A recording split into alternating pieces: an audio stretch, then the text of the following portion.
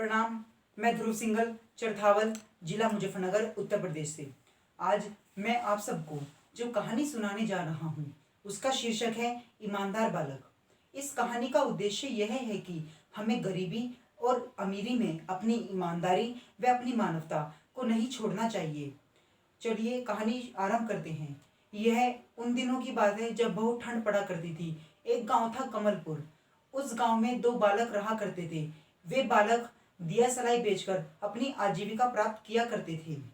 जब एक बालक उनमें से दिया सलाई बेचने निकला तो उस दिन उसकी एक भी दिया सलाई नहीं बिकी और रात्रि का समय हो गया। उस बालक ने देखा कि एक व्यापारी दूर से अपनी मोटर में से उतर रहा है और उस व्यापारी ने कोट पहन रखा है। उस व्यापारी के पहनावे से उसे लगा कि वह बहुत अमीर होगा और उसकी दिया सलाई अवश्य ही खरीद लेगा। वह बालक भागा भागा उस व्यापारी के पास गया और कहा, साहब क्या आप दिया सलाई लेंगे? तो उस व्यापारी ने मना कर दी, परंतु उस बालक की दशा देखकर उसने कहा कि तुम मुझे एक डिब्बा दे दो।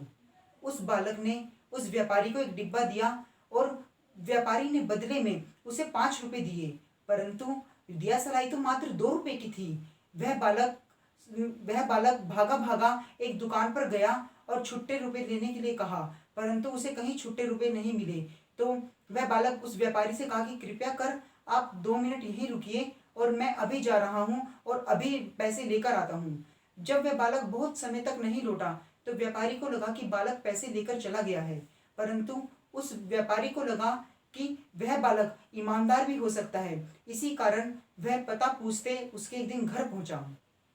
पता लगा कि वह बालक खाट पर गंभीर अवस्था में लेटा हुआ है और उसका छोटा भाई रोते हुए उसके बराबर में बैठा है। उस बालक ने व्यापारी को देखकर कहा कि आप यहाँ कैसे? तो वह व्यापारी बोला, अरे तुम्हारी ये दशा कैसे हो गई?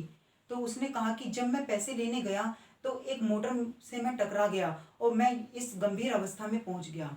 वह बालक रोते हुए बोला कि मैं तो जा रहा हूँ, परंतु आप मेरे भाई का ध्यान रखना और लीजिए आप अपने 3 रुपये।